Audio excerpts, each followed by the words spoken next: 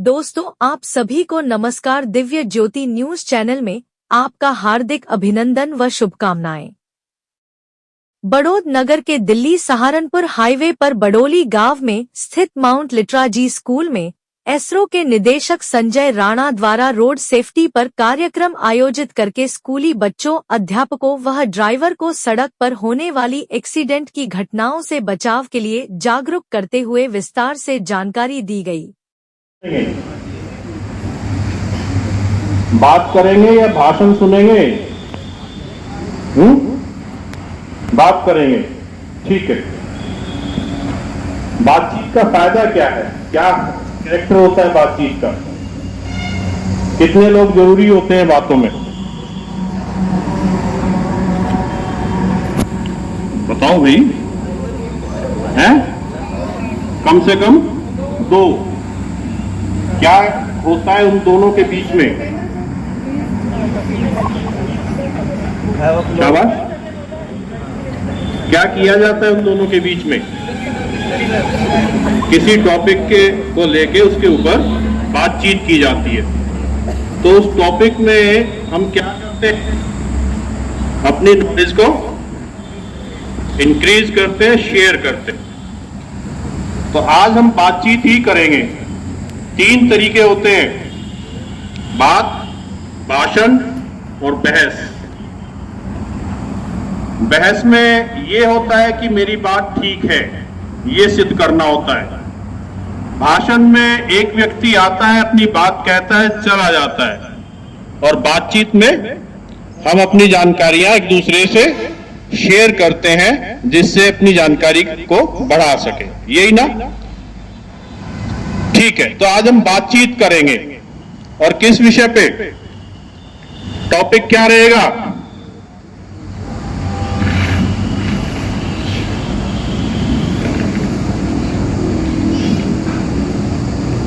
Road safety. अभी पिछले दिनों आपके स्कूल से एक बच्चा एक्सपायर हुआ था, और अभी 1 या 2 महीने पहले शायद सेंट आरवी का कोई बच्चा रोड एक्सीडेंट में मारा गया है।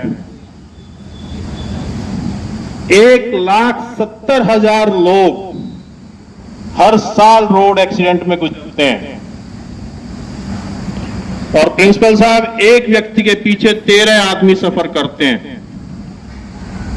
जब कोई भी एक गुजरता है तो 13 लोग उस व्यक्ति के पीछे सफर करते हैं। वो माँ है, बाप है, भाई है, बहन है, चाचा है, चाची है, ताऊ है।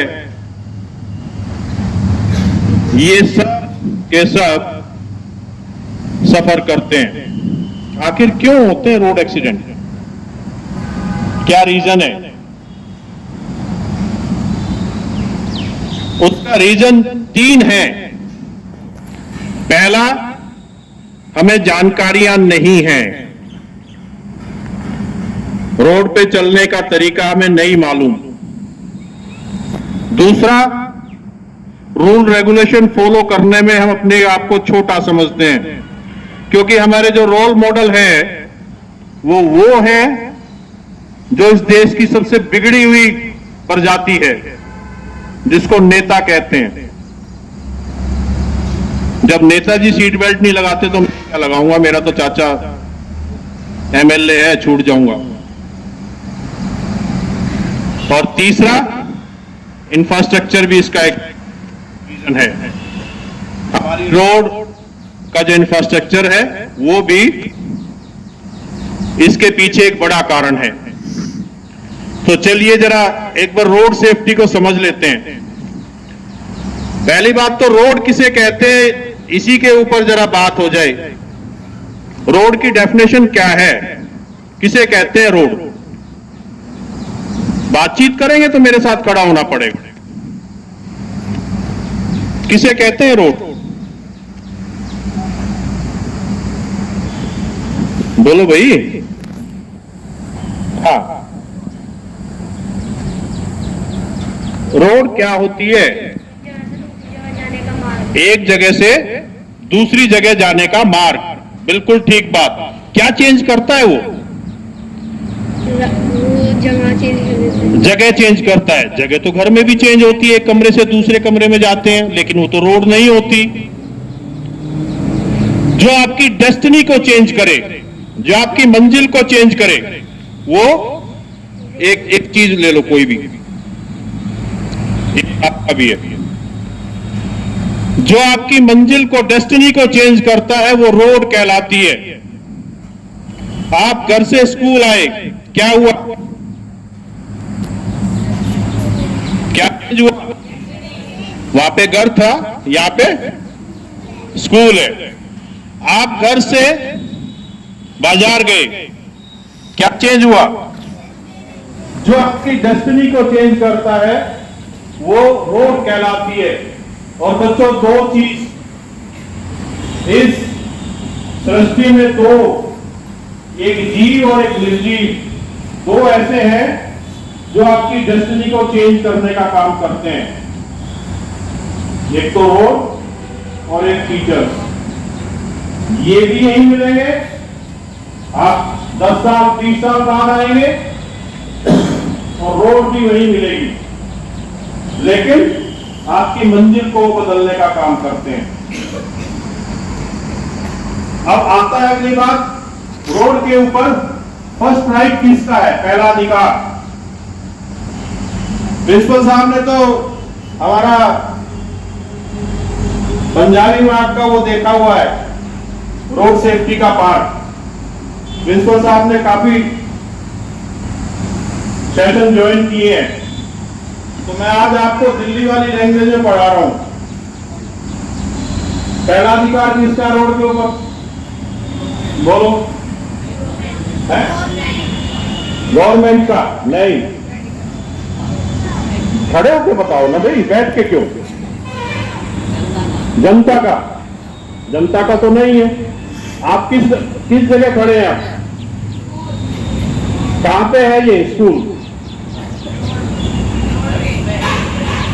कौन से गांव में है? यहां से बड़ौद जाने के लिए आपको क्या यूज करना पड़ेगा? रोड। वो अब से 50-60 साल पहले जब रोड नहीं थी तो क्या था वहां पे? खेत, जंगल। किसका घर होता है जंगल और खेत? हमने किसके घर में रोड बनाई? तो पहला अधिकार जानवरों का होता है। आपने कभी ये सुना है पुलिस वाले से? खड़े रहेंगे, अभी खड़े रहेंगे जब तक मैं नहीं कहूंगा, जब तक नहीं। आपने कभी पुलिस वाले से सुना है जानवरों को ये कहते हैं चलो चलो हटो, चालान कर देंगे तुम्हारा, अलग हटो? क्यों? क्योंकि वो हमारी तरह, हमारे जो आदमियों के रूल रेगुलेशन है उनसे अवेयर नहीं है। आपके बाबा जी, आपके नाना जी, अगर आपने उनके साथ ट्रेवल किया होगा तो वो ये कहते थे आराम से चलना, आगे जानवर है, पहले तो निकल जाने दो। क्योंकि वो हमारे रूल रेगुलेशन से अवेयर नहीं है, इसलिए पहला अधिकार पशुओं का है। और लड़ता कौन है? हम लड़ते हैं।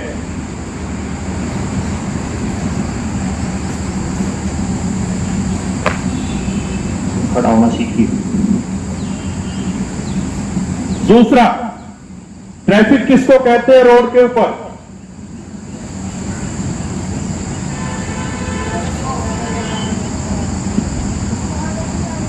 वाहनों के जाम को।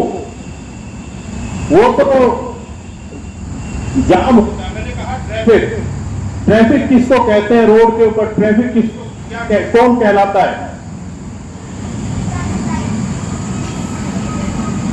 हाँ,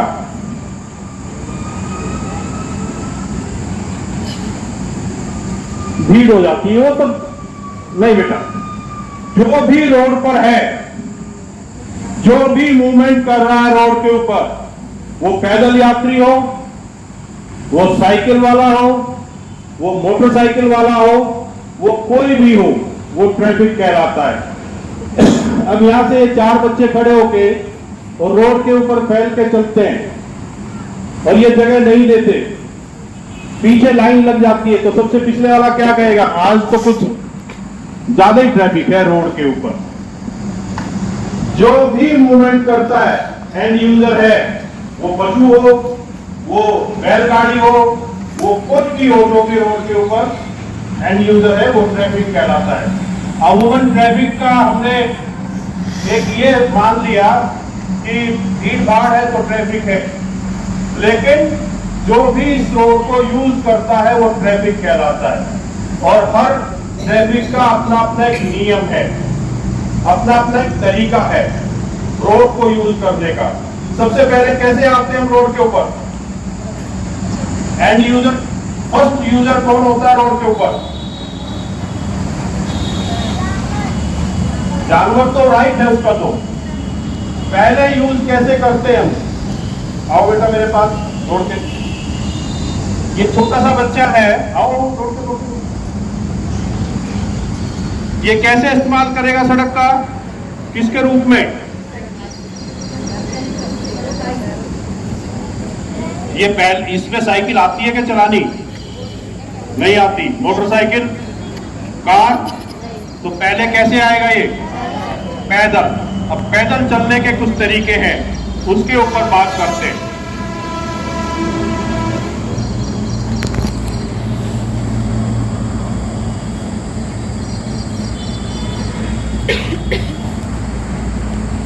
पैदल चलने के ये तरीके हैं कि जब भी आप रोड के ऊपर पैदल चलते हैं, ये मान के चले कि ये बेटा रोड यूज कर रहा है और वहां फुटपाथ नहीं है। फुटपाथ इन द सेंस जो साइड में बना हुआ है, ऊंचा रास्ता। अगर रोड के किनारे ये नहीं है, खासतौर से जो लेडी टीचर है, ये पार्ट उनके लिए है, तो इसको कहां चलना चाहिए? रोड के लेफ्ट साइड में। अब इसके ट्रैफिक किधर से गुजरेगा? राइट से। किधर से किधर? आगे से या पीछे से? पीछे से आगे की ओर। जितने भी इंसिडेंट होते हैं, चैन स्नैचिंग के, मोबाइल छीनने के, या पैदल यात्री जो गुजरते हैं, रोड एक्सीडेंट में 30% लोग, 1,70,000 में से 30% लोग पैदल यात्री मरते हैं। उसका सबसे बड़ा कारण, अब ये जब लेफ्ट साइड पे चल रहा है तो इसके ट्रैफिक पीछे से आने वाला होगा और इस बेटे को नहीं मालूम होगा कि वो आ रहा है या कोई इंसिडेंट हो सकता है। अगर फुटपाथ नहीं है तो हमें अपने राइट साइड में चलना चाहिए, जिससे ट्रैफिक इसके सामने से आए। लेकिन उसमें शर्त है कि आप ब्लैक सरफेस इस्तेमाल नहीं करेंगे। आप नीचे जहां रोड के बराबर में ब्लैक सरफेस खत्म होता है वहां चलेंगे, जिससे सामने से आने वाला ट्रैफिक आपको दिखाई दे। अगर उसकी मंशा आपके साथ कोई मिसहैपनिंग करने की है तो आपको नजर आए और आप दाएं बाएं होके उससे बच सकते हैं। दूसरी बात, रोड के ऊपर एक नेचुरल प्रोसेस है। ड्राइवर को अगर कोई अटैक आता है या कोई बीमार होता है या एकदम से कोई इमरजेंसी आती है तो वो सदा लेफ्ट साइड में अपनी गाड़ी को लेके चलता है, नीचे उतारने की कोशिश करता है। अगर पंचर भी होगा तो भी वो नीचे उतारेगा। अगर वो नीचे उतारता है तो वो अगर लेफ्ट साइड पे कोई जा रहा है तो उसको हिट करेगा। अगर वो राइट साइड पे होगा तो वो सामने से आने वाले ट्रैफिक को देख सकता है। ये नई बात पता चली ना? आपकी चैन स्नैचिंग इसीलिए होती है क्योंकि आप लेफ्ट साइड में चल रही हैं, पीछे से आया और छीन के भाग गया, आपको नहीं मालूम। आपके मोबाइल इसीलिए छीनते हैं, तो आपको राइट साइड में ले लो बेटा। शर्त ये होनी चाहिए कि आप ब्लैक सरफेस यूज नहीं करेंगे। अब दूसरी बात, आपको रोड क्रॉस करने का एक रूल है और वो भारत सरकार आपको 3 तरीके से रोड क्रॉस करने के ऑप्शन देती है। पहला ऑप्शन जेब्रा क्रॉसिंग, दूसरा ऑप्शन फुटओवर ब्रिज, तीसरा ऑप्शन अंडरपास। अंडरपास को इस्तेमाल करते हुए गर्ल्स या लेडीज के लिए इंस्ट्रक्शन होती है कि आप कभी भी अकेले में अंडरपास का इस्तेमाल नहीं करेंगे। क्यों? क्योंकि इसके अंदर असामाजिक तत्व रहते हैं, ज्यादातर दिल्ली में तो रहते हैं, यहाँ पर अंडरपास नहीं है। तो इसलिए मैं दिल्ली पुलिस का पार्ट रहा हूं, तो ये इंस्ट्रक्शन दी जाती है सभी स्कूलों में कि लेडीज तब पार करेगी या गर्ल्स तब पार करेगी जब कोई जेंट्स आ जाएगा उसके साथ मिलके। तीसरी चीज, बॉम्बे हाई कोर्ट का एक फैसला है। प्रिंसिपल साहब, एक व्यक्ति रोड एक्सीडेंट में मारा जाता है, उसके पेरेंट्स कंपनसेशन के लिए डालते हैं कि हमारा इकलौता आदमी था जो घुमाने वाला था, वो एक्सपायर हो गया। जज ये कहता है पुलिस से कि पहले आप हमें ये बताइए कि इन तीनों चीजों में से कोई भी एक चीज कितनी दूर पे थी। पुलिस रिपोर्ट देती है कि वहां फुट ओवर ब्रिज था और फुट ओवर ब्रिज वो 100 मीटर या 200 मीटर दूर था। तो जज कहता है ये आपकी गलती है। अगर ये तीनों चीजें हैं तो आपको उसको इस्तेमाल करना होगा, और अगर इस्तेमाल नहीं करते और कोई मिसहैपनिंग होती है तो उसके जिम्मेदार आप खुद होंगे, कोई कंपनसेशन आपको नहीं मिलता। अभी यहाँ पे डीएम ऑफिस के ऊपर पास फुट ओवरब्रिज चल रहा है, गारंटी के साथ कह रहा हूं कि इसको 10% यूज नहीं करेंगे इसको। क्यों? बहुत कड़वे शब्द कह रहा हूं, इसी इलाके का हूं, नब्ज जानता हूं, क्योंकि हमारा ये हिस्सा खराब है। और इस इलाके में 2 चीजें हैं, एक तो खूबी है प्रिंसिपल साहब और एक बुराई है। खूबी तो ये है कि हमें स्वीकार करने में कोई दिक्कत नहीं कि हम जानते नहीं कुछ भी, और बुराई ये है कि हम किसी को मानते नहीं है कि नहीं भाई, जानते भी नहीं और मानते भी नहीं। तो बच्चों, अगर तुम्हें अगली पीढ़ी को एक अच्छा बाप के नागरिक बनना है तो मानना सीखना पड़ेगा।